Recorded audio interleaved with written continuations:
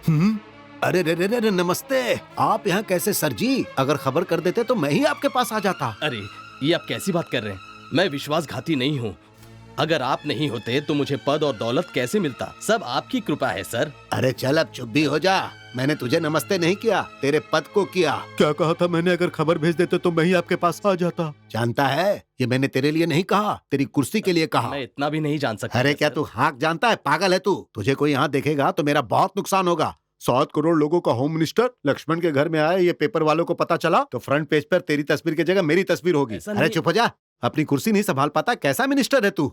माफ कीजिए सर, आपका ओहदा मुझसे बड़ा है। अगर कोई मुसीबत मुझ पर आई हो, अगर उस कारण से आपको तकलीफ होगी तो ये देखकर मैं कैसे चुप रहूंगा? क्या क्या कहा? तकलीफ? और मुझे?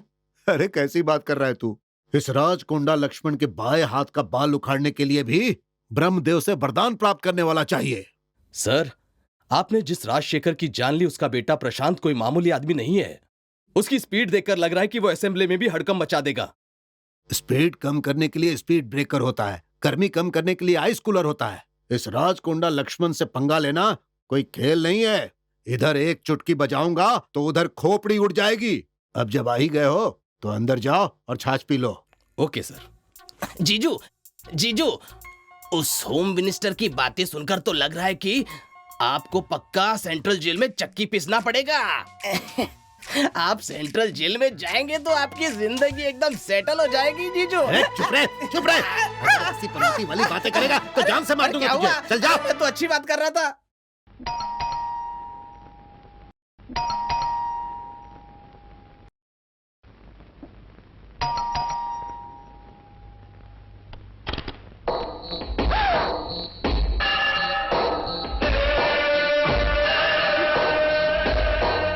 क्या हुआ माँ जी? आप तो बहुत डरी हुई लग रही हैं।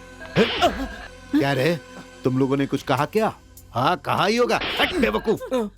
अरे लक्ष्मण, राजकोंडा लक्ष्मण। हाँ हाँ हाँ, मैं आपको परेशान करने या हानि पहुंचाने यहाँ नहीं आया हूँ माँ जी, आपका उपकार करने के लिए आया हूँ।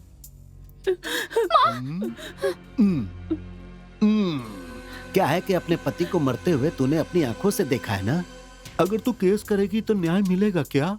समझ में नहीं आ रहा है कि तेरा बेटा प्रशांत इतना लफड़ा क्यों कर रहा है। पुलिस ऑफिसर्स और मंत्रियों को भी वो चैन से सोने नहीं दे रहा है, और उसकी इस हरकत से हम और तुम दोनों परेशान हो रहे हैं। हम लोग अब पूरी तरह चैन से रहें, इसके लिए हम दोनों को मिलकर एक सही फैसला करना होगा। और इसके लिए भगवान ने सही रास्ता भी दिखा दिया है।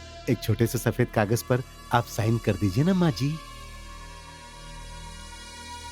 अरे कुछ भी बोलो, शेखर जी एक बहुत ही अच्छे इंसान थे, लेकिन बेचारे समय से पहले चले गए। अरे कागज दो भाई। माँ जी, इस कागज पर साइन कर दो। क्या रे, ये साइन नहीं कर रही है इसीलिए? कहीं तुम लोग उदास तो नहीं हो ना?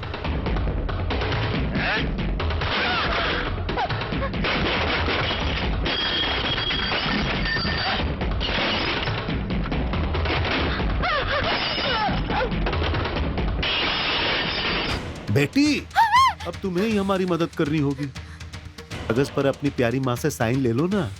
नहीं लोगी तो मैं तुम्हारा रेप करूंगा। अरे हट! मैंने तेरी माँ को प्यार से समझाया लेकिन वो नहीं मान रही है, तो अब मुझे यही करना पड़ेगा। एक बार बस।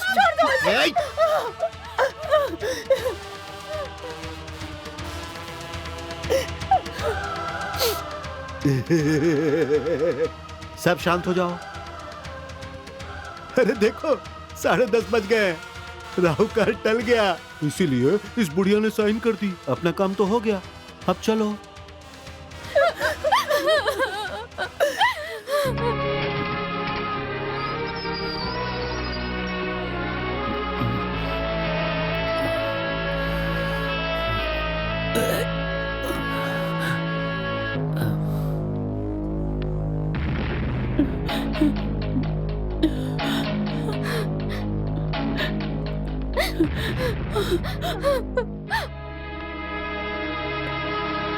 बेटा, भैया, भैया।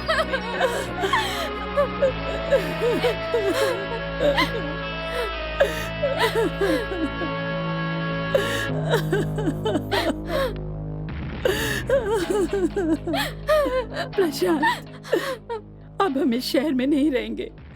जिन लोगों ने तेरे पापा को मारा है उन्होंने ही घर की ये हालत की है। बेटा, जो हुआ सो हुआ, तुम दोनों ही मेरे लिए काफी हो। अब यहाँ से चलो, वो लोग इसे कुछ कर देंगे। बेटा, मैं इसे अकेले घर में नहीं छोड़ सकती। अब ये खतरा हमेशा रहेगा, इसलिए चलो, यहाँ से चलो।